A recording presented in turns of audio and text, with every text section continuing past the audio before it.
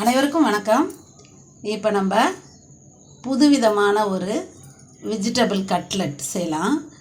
பசங்கள்லாம் ஸ்கூல் விட்டு வந்து ஸ்நாக்ஸ் சாப்பிட்ணும் அப்படின்னாக்கா நம்ம உடனே இதை செஞ்சு கொடுக்கலாம்.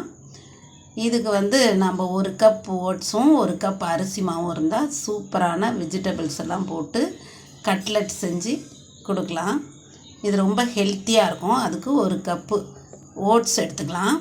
ஓட்ஸ் எடுத்துக்கிட்டு அதில் கொஞ்சம் தண்ணி விட்டு ஒரு 10 மினிட்ஸ் ஊறினா போதும். கொஞ்சம் நேரம் ஊற வச்சா போதும். நம்ம உடனே செய்யணும் அப்படின்னாக்கா நம்ம ஒரு 10 நிமிஷம் ஊற வச்சு அந்த ஓட்ஸை மிக்சியில் அரைச்சிட்டு வந்துடுறோம். ஒரு ஜாரில் போட்டு அந்த மிக்சியில் அரைச்சிட்டு வந்துடுறோம். அதுக்கு நம்ம காய்கறி பீன்ஸ் போடலாம், பீட்ரூட்டு, கேரட்டு, கோஸு, குடமிளகா, பட்டாணி எல்லா காயும் போடலாம். உருளைக்கிழங்கு கூட நம்ம வேக வச்சு மசிச்சுக்கலாம். நான் உருளைக்கிழங்கு போடலை. உருளைக்கிழங்கு போடாமல் ஓட்ஸு வச்சு அதில் தேவையான அளவு அந்த திக்னஸ்க்காக தேவையான அளவு அரிசி மாவு போட்டு நம்ம இந்த ஓட்ஸ் செய்கிறோம். இந்த ஓட்ஸில் கட்லெட் செய்கிறோம். இந்த ஓட்ஸை அரைச்சிட்டு வந்தாச்சு. அதில் திக்கு கன்சிஸ்டன்சி வரணும். அதில் ஒரு கப்பு அரிசி மாவு போட்டுக்கிட்டோம். ரொம்ப திக்காக இருந்துச்சுன்னா நம்ம கொஞ்சம் கம்மியாக கூட அரிசி மாவு போட்டுக்கலாம். போட்டுட்டு அதில் ஒரு வெங்காயம், ஒரு கொஞ்சோண்டு கோஸு, அதுக்கப்புறம் பீன்ஸு, ஒரு பீட்ரூட்டு, கேரட்டு, இந்த காய்கறி எல்லாம் நம்ம இருந்ததுன்னா குடமிளகா போட்டுக்கலாம்.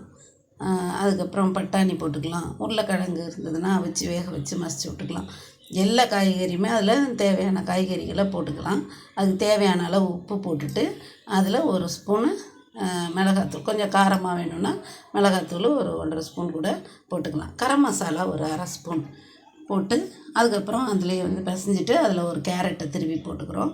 திருவிட்டு நல்லா திக்காக இருக்கும். அந்த கன்சிஸ்டன்சி அந்த மாவு எப்படி இருக்குது பாருங்கள், நல்லா திக்காக இருக்கும். அதை நம்ம என்ன பண்ணணும், உருண்டையாக உருட்டிட்டு கையில் தட்டிட்டு அப்படியே தோசைக்கல்லில் கொஞ்சமாக எண்ணெய் விட்டு அதை பரட்டி எடுக்க போகிறோம்.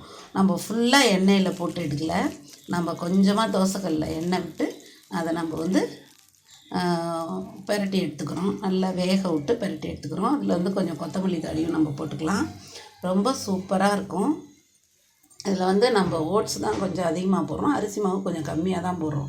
அதனால் நம்ம அந்த கட்லெட் சாப்பிட்றதுக்கு ரொம்ப நல்லாயிருக்கும். ஈவினிங்ஸ் பசங்கள்லாம் அதை சாப்பிட்டாங்கன்னா ரொம்ப டேஸ்ட்டாகவும் நல்லா வயிறுக்கு வயிறு நல்லா ஃபுல்லாகும். இது சாப்பிட்டாக்கா நல்ல ஹெல்த்தியானது கூட. நல்ல காய்கறியெல்லாம் அவங்க உடம்புக்கு சேரும். எல்லோரும் செஞ்சு பாருங்கள். நம்ம பெரியவங்களும் இதை செஞ்சு சாப்பிட்லாம். ஃபுல்லாக எண்ணெயில் நம்ம போடலை, நம்ம தோசைக்கல்லில் போட்டு தான் எடுத்துருக்கோம். அதை பிச்சு காமிக்கிறேன் பாருங்கள். அதில் நல்லா உள்ள காய்கறியெல்லாம் ரொம்ப சூப்பராக இருக்கும். செஞ்சு பாருங்கள். நன்றி.